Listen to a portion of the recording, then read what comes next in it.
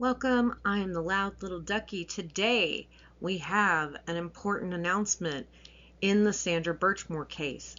Matthew Farwell has been charged and arrested.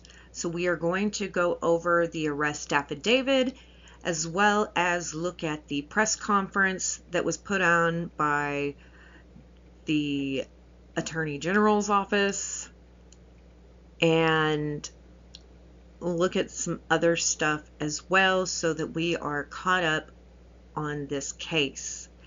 So big stuff, and it's about time because justice is coming for Sandra Birchmore. And this should just be the beginning, and I'm hoping there's more stuff to follow. Here is the press conference that was done, and I don't know why my thumbnails always look weird, but it does have a lawyer over here because I was watching something he put on. Y'all go subscribe to him if y'all don't already. He's really great.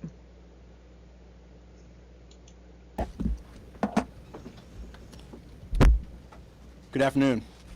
On February 4th, 2021, Sandra Birchmore was found dead in her Canton, Massachusetts apartment. The charges filed today in federal court allege that she was in fact murdered by Matthew Farwell 3 days earlier. At the time of her death, Sandra Birchmore was a 23-year-old woman with her entire life ahead of her, and she was pregnant with her first child. We allege that Sandra Birchmore survived years of grooming, statutory rape, and then sexual violence, all at the hands of Matthew Farwell, who was employed throughout their relationship as an officer and then detective for the Stoughton Police Department. And when it became clear to Mr. Farwell that he could no longer control Sandra Birchmore, he allegedly silenced her permanently. This morning, Matthew Farwell was arrested on a federal grand jury indictment, charging him with one count of killing a witness or victim.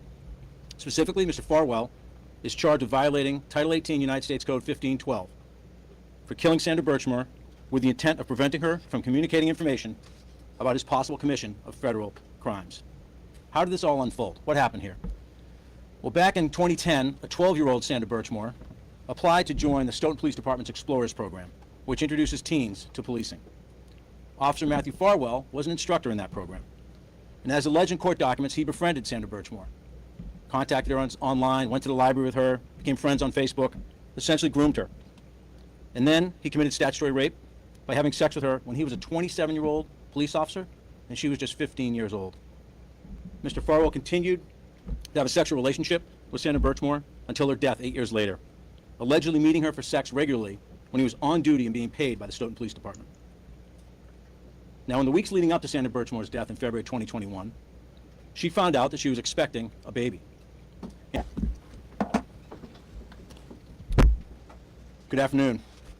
On February 4th, 2021, Sandra Birchmore was found dead in her Canton, Massachusetts apartment. The charges filed today in federal court allege that she was in fact murdered by Matthew Farwell 3 days earlier. At the time of her death, Sandra Birchmore was a 23-year-old woman with her entire life ahead of her, and she was pregnant with her first child. We allege that Sandra Birchmore survived years of grooming, statutory rape, and then sexual violence, all at the hands of Matthew Farwell, who was employed throughout their relationship as an officer and then detective for the Stoughton Police Department. And when it became clear to Mr. Farwell that he could no longer control Sandra Birchmore, he allegedly silenced her permanently. This morning, Matthew Farwell was arrested on a federal grand jury indictment, charging him with one count of killing a witness or victim. Specifically, Mr. Farwell is charged with violating Title 18 United States Code 1512 for killing Sandra Birchmore with the intent of preventing her from communicating information about his possible commission of federal crimes. How did this all unfold? What happened here? Well, back in 2010, a 12-year-old Sandra Birchmore applied to join the Stoughton Police Department's Explorers program, which introduces teens to policing. Officer Matthew Farwell was an instructor in that program. And as alleged in court documents, he befriended Sandra Birchmore, contacted her online, went to the library with her, became friends on Facebook, essentially groomed her. And then he committed statutory rape by having sex with her when he was a 27-year-old police officer and she was just 15 years old. Mr. Farwell continued to have a sexual relationship with Sandra Birchmore until her death 8 years later, allegedly meeting her for sex regularly when he was on duty and being paid by the Stoughton Police Department. Now, in the weeks leading up to Sandra Birchmore's death in February 2021, she found out that she was expecting a baby. And she told Mr. Farwell that he was the father.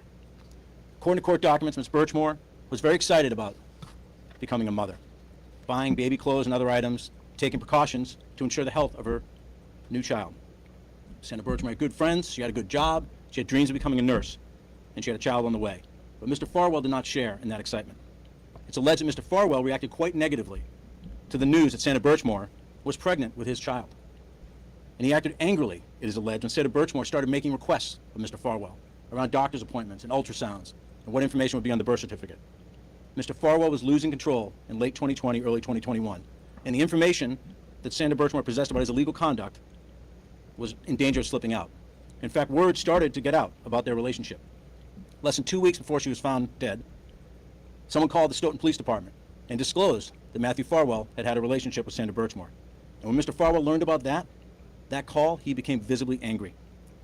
Mr. Farwell, it is alleged in these court papers, started to lose his patience, lose his temper, and the 6'4" Mr. Farwell started to be physically violent with 4'10" Sandra Birchmore. And Sandra Birchmore told her friends that Mr. Farwell had pushed her and shoved her and put her in a chokehold. She was scared. And during that same time, Mr. Farwell was allegedly planning Sandra Birchmore's murder.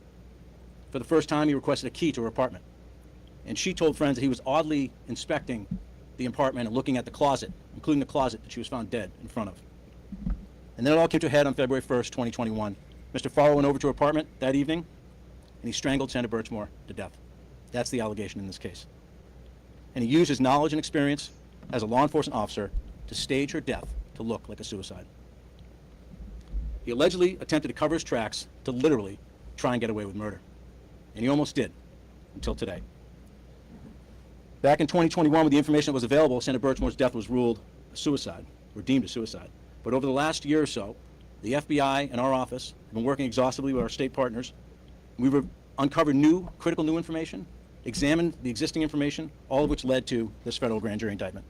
If convicted on this charge, Mr. Farwell faces a minimum. Now I want to go over some of the things he just said. And he was say, oh, he almost got away with murder until today. Well, I'm glad he's been charged federally. Because if it was up to the state of Massachusetts,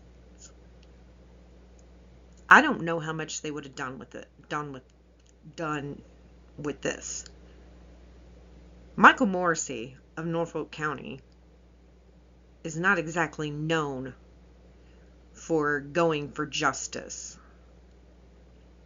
especially when it is against the boys in blue. And thank the Stoughton Police Department. This stuff went on forever. And the fact that it shouldn't have even happened because they were told about things weeks prior to her murder and nothing was done. It's despicable. Yeah, justice is being done now.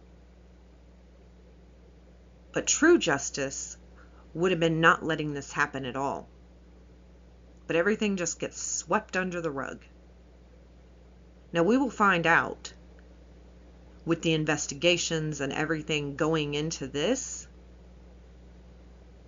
if Canton Police Department screwed up this case like they screwed up Karen Reed's case. So I'm happy that justice is coming and that and that this can show if you're an officer and doing this, it's not going to be tolerated. And they might say, well, better late than never, right? And to an extent, that's true.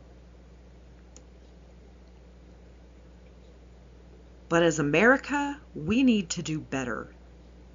As human beings, we need to do better. Let's see what this guy has to say. Of life imprisonment.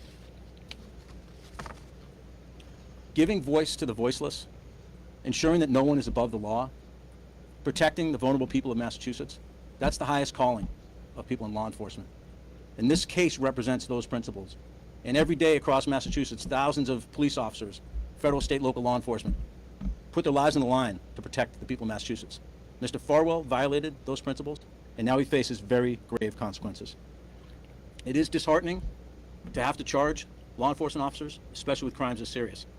But it's our job at the Department of Justice to investigate potential crimes without fear and without favor. We do in this office what we've been doing for decades with our federal partners like the FBI. We follow the facts, regardless of where they lead. We apply the law and the principles of federal prosecution, full stop. We are not influenced by social media chatter. We are not influenced by politics. We're influenced by the facts and the law. Our mission is to do our level best to do justice in every case. And our mission today is to do justice for Sandra Birchmore.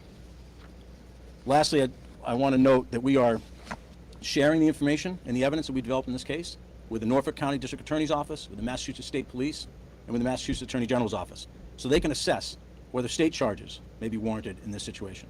And I want to thank those three agencies. I also want to thank the Stoughton Police Department for their assistance in our investigation.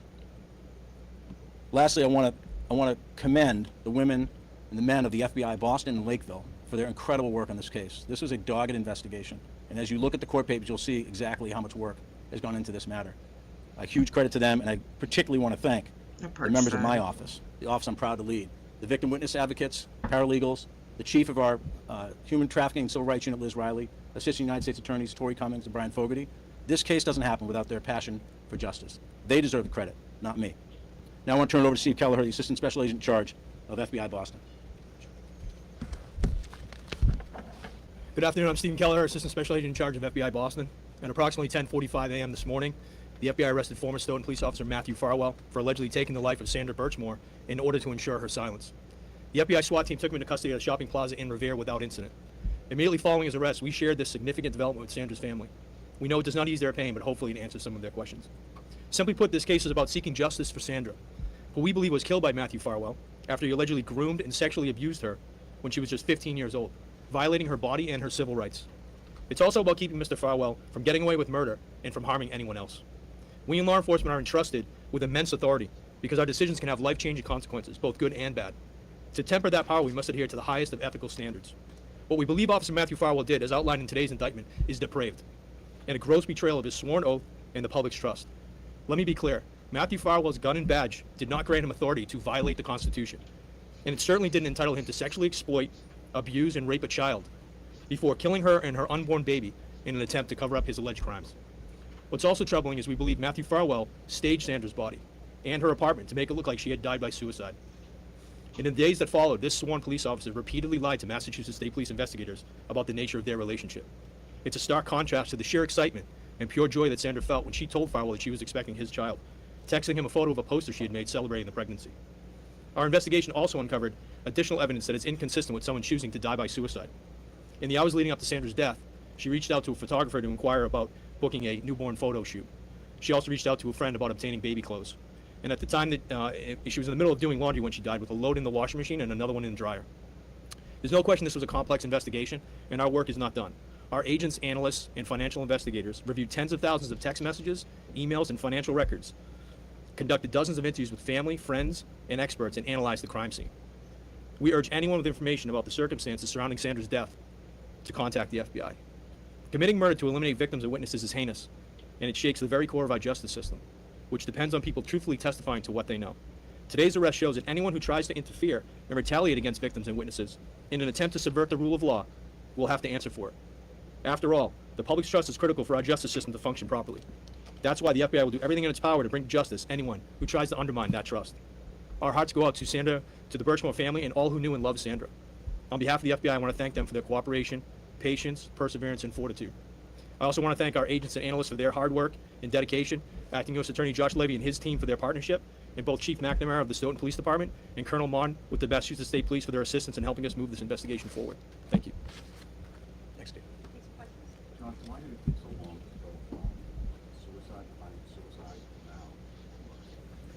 Well, I think when you have a chance to look through the court papers, you'll see how exhaustive this investigation is. Obviously, this is an incredibly serious charge. There was a lot of forensics and other evidence that had to be marshaled, expert witnesses, et cetera. So we move as fast as we can, and We also have a duty to get it right. Was there a rush to find a suicide because it's involved with a police officer? Yeah, our office wasn't involved in the initial determination of a suicide, so I can't speak to that. You mentioned your office got involved about a year ago. What prompted that?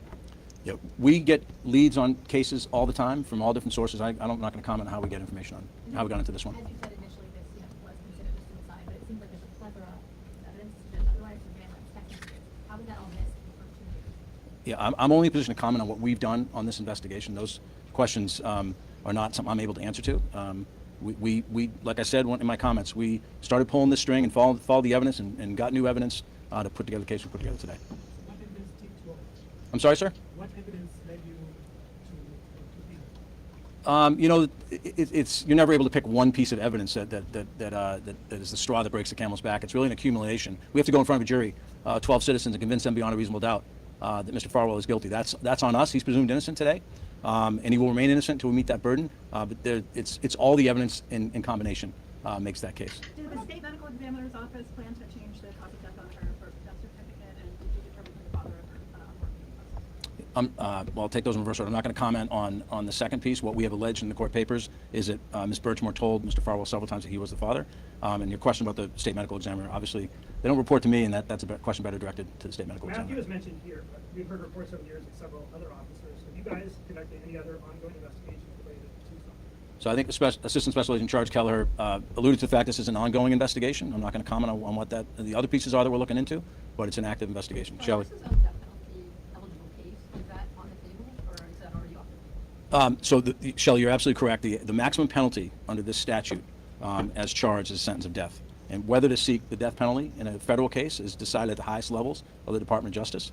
That decision has not been made on whether the death penalty was sought in this case, and that process will continue, but I can't comment on it beyond that. Would you favor that? Would you push for that? Not going to comment on it. It's a process that involves a lot of people at the Department of Justice, and I'm not going to share my view on this. Did all other officers in Stoughton or Stoughton government know about literally the underage sexual contact that Matthew Farwell was having with Sandra when it was going on, and those were reaching out and having problems too? I'm not going to comment on information that's not in the public record. As you heard, this is an ongoing matter, so we're going to continue to look into this matter. And if there's other individuals that we develop evidence they've violated the federal law, we'll proceed. Josh, can you touch on, murder, state usually is the one that handles murder charges. Obviously, you guys have jurisdiction on many cases, but what made this one get to federal authorities, and do you think that the state officials watched this investigation? There's a lot of overlap in the law between the federal government has jurisdiction over and what the state government has jurisdiction over. When someone comes to our office with credible information that a police officer may have been involved in a murder and underlying legal violations as set forth in the indictment, we're going to investigate that case every time. They come in different shapes and sizes, but that is our duty to the public, is to pursue credible leads like that and investigate them fully. To follow up on her question, we saw Lieutenant Toledo earlier. This was not the case first. You mentioned that they've been state partners throughout this. Does your office look into what may have went wrong in their investigation? This case about what went wrong for Sandra Birchmore and how she was treated by Matthew Farwell and how he violated her rights and ultimately killed her. That's what this case is about. It's not about what happens at other state agencies. This is about justice for Sandra Birchmore. This is the second major death investigation where your office has come to a different conclusion than Norfolk County DA. I'm sure you can't comment on that, but is that normal for federal prosecutors, state prosecutors to reach different conclusions on investigations? So I'm here to talk about one case. We've got about 1,000 cases in the office. I'm not going to comment on any other case in the office. I would just caution you to not extrapolate too much from one case out of all the things that are happening in our office. This district has brought a charge of killing of a witness. I can't think of any others. I'm wondering if there are others. Yeah. I don't know the answer to that. That's a question. That's an answer we could get for you, but I don't know the answer to it, Shelley. We bring charges of obstruction of justice frequently, as you know, but I'm not pulling one off the top of my head that matches this. Sorry. That's okay.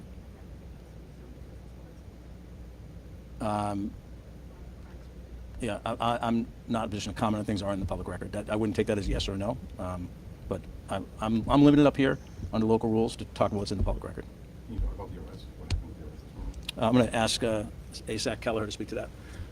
So this morning we had a SWAT team that was in a location where Mr. Farwell was. He was taken into custody. He was driving a truck, gravel hauler, and he was safely taken into custody by the SWAT team, which is what we strive to achieve every time we do an operation like In a this. neighborhood? No, he was in Revere. Not in a neighborhood, in Revere, was it on the highway? No, it was in the shopping plaza in Revere. Did he say anything? We have not tried to interview him. That, John Truck is driving, is that Again, I wouldn't comment on that here at this time, but he was driving the dump truck when he was arrested. Before your agency got involved, there were other agencies investigating this. Can we expect to see any fallout from those lead investigators from other agencies who were responsible for finding justice in this case?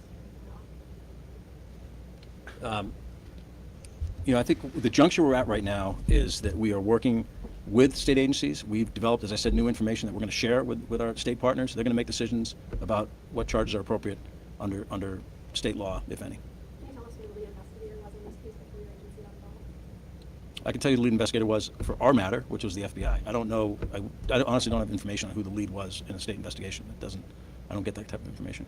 You've said that you're not, you're looking just to protect yourself. Birchmore's death, but the focus of this case, not what law enforcement agencies are doing. All right, so that is the press conference. And sometimes you wonder why they even allow or take questions, because of course a lot of the questions people want answered, they're not going to answer, or they can't answer due to the ongoing investigation. And he is there to just talk about that one case at his level. He's not going to comment on the state and what they're doing and things like that. The other people, they're not necessarily going after. The state can go after them, but federally they're not. So there was some interesting things said there. A lot of stuff they can't answer. A lot of things they're just not going to say to throw Norfolk County or Massachusetts under the bus fully. And since we now know that this is federally charged, and it's a federal case, that means that this trial will not be live stream. Federal cases are not live stream, but you can go and watch them, which I will plan to do in this case. But just know that none of the hearings and trial court and all that stuff, there's just not going to be any live stream. There may be news and things updated and statements put out in the process, and we'll be updating as we have that. Now here is the indictment. United States District Court, District of Massachusetts versus Matthew Farwell. This was filed on August 27th, 2024. This is indictment. At all times relevant to this indictment, general allegations. 1.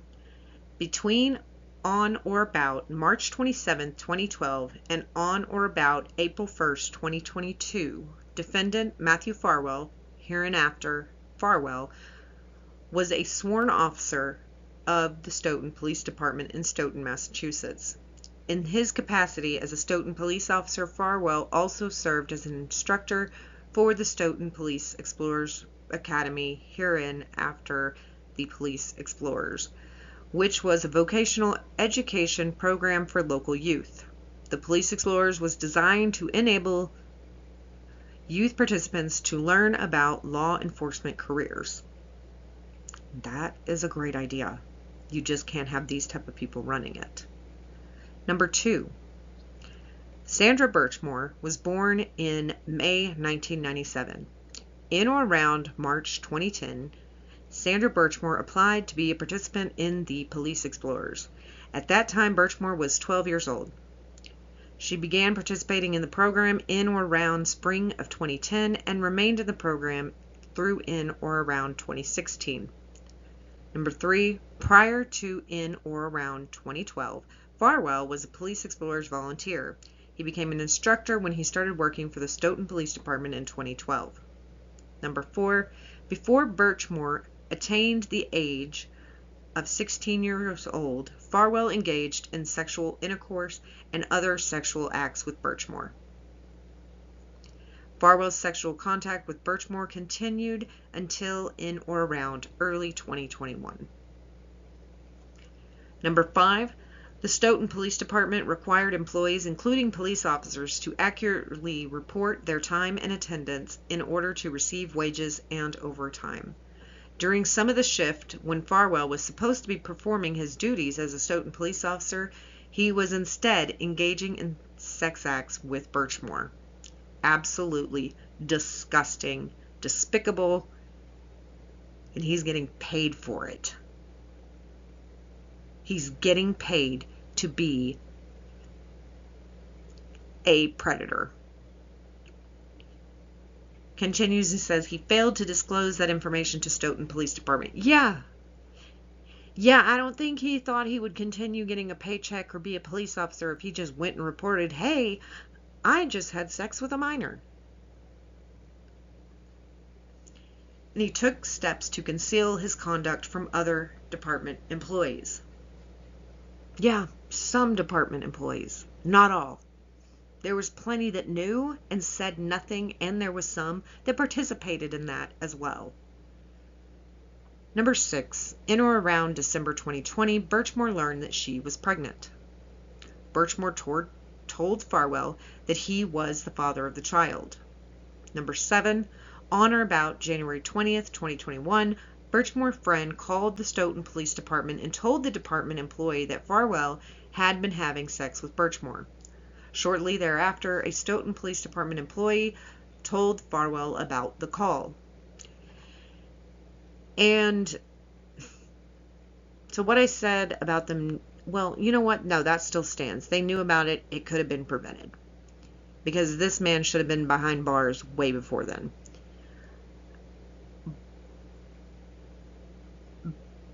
And even if she was an adult, you still can't do that while on duty. But because she was an adult,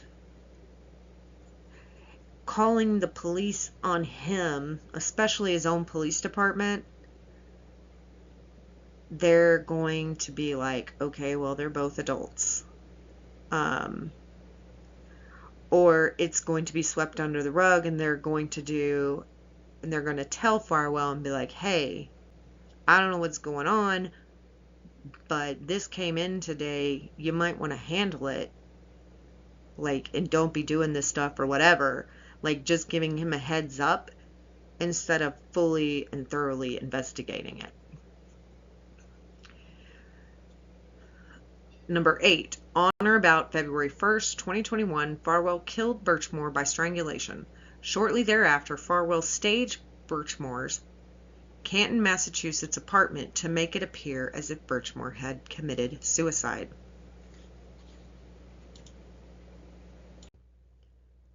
So they're not mentioning that on top of Farwell making the apartment look staged and everything, that even prior to, he wanted a good look at her closet. Like, why? Was he like, oh, I want to see what the closet looks like just in case I decide to move in, and do you have enough room for me to put clothes over here or whatnot? Like, how did he spin it? We will never know those answers, but, like, it's just gross. Continuing on, count 1. The grand jury charges.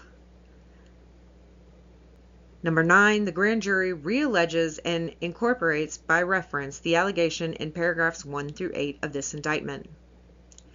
10, on or about February 1st, 2021, in Canton, in the District of Massachusetts, the defendant, Matthew Farwell, did kill Sandra Birchmore, a person known to the grand jury with malice and forethought, willfully, deliberately, maliciously, and with premeditation, and with the intent to prevent the communication by any person to law enforcement officer or information relating to the commission or possible commission of a federal offense.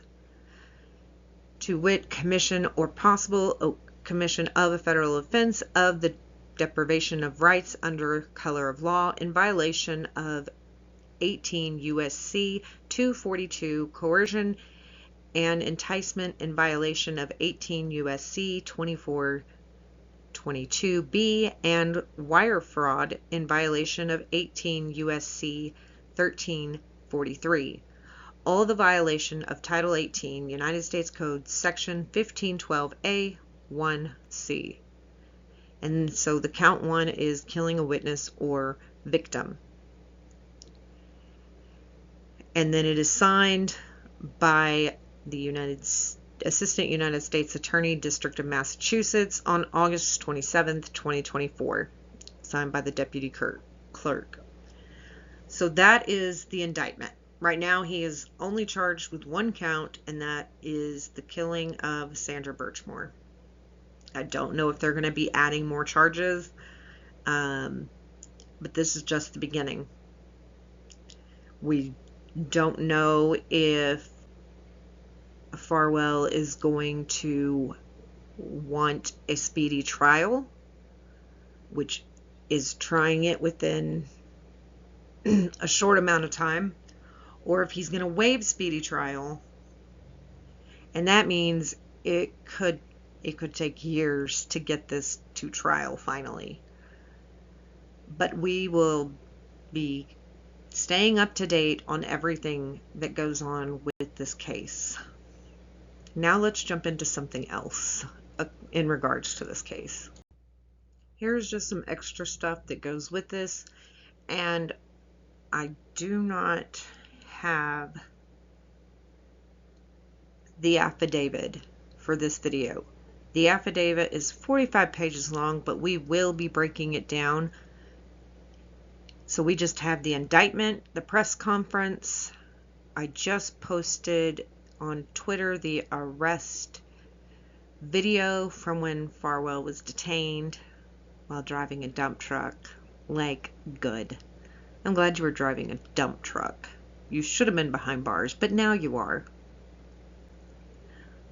But in Matthew Farwell, formerly of Stoughton PD, voluntarily decertification agreement and the decertification order was issued March 21st, 2024. Summary: Farwell entered into a voluntary decertification agreement under which he agreed that the allegations made against him would support revoking his law enforcement officer certification. Those allegations included that he had sexual relationships with a member of Stoughton Police Explorers Program who was 15 years old at the time, while Farwell was 27, that Farwell subsequently pursued additional sexual encounters with the victim by various means as recently as 2020. That such encounter continued over an extended period, and that Farwell was untruthful during a law enforcement investigation into the victim's death.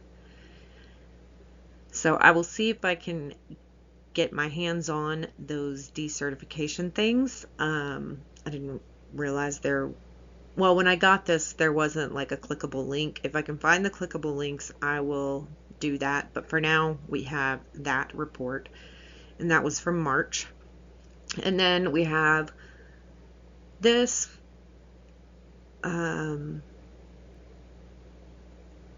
Commonwealth of Massachusetts, the Darlene Smith as the personal representative of the estate of Sandra Birchmore against the 3 defendants. I believe we've already gone over this when we went over the civil suit in the Sandra Birchmore case, but this was with this, so we're just going to read this.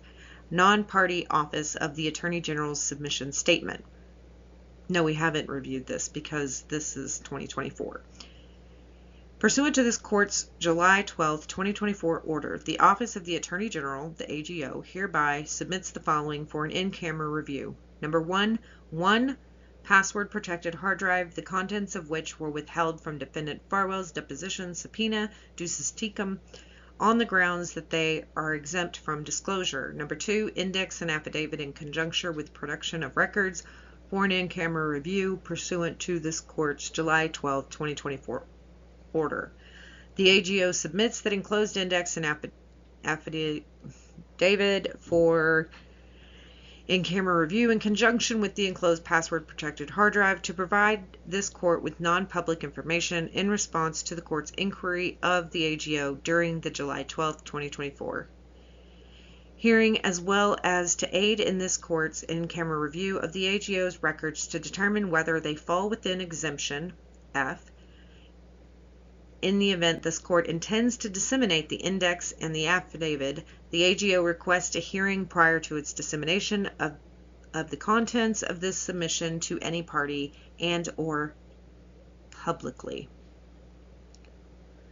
So I don't know why they were keeping certain things, but they don't want the public to have them. And then it is signed, Office of Attorney General by its attorney, Lisa Mackey, on August 12th, 2024. So this was submitted. So that is the update that we have for now. If you want to see Farwell's arrest video, you can go on to my Twitter page at Loud Little Ducky and view it there. And stay tuned for the affidavit of everything disgusting about Matthew Farwell and what he has done and what has been discovered in this case thus far. I will see you next time.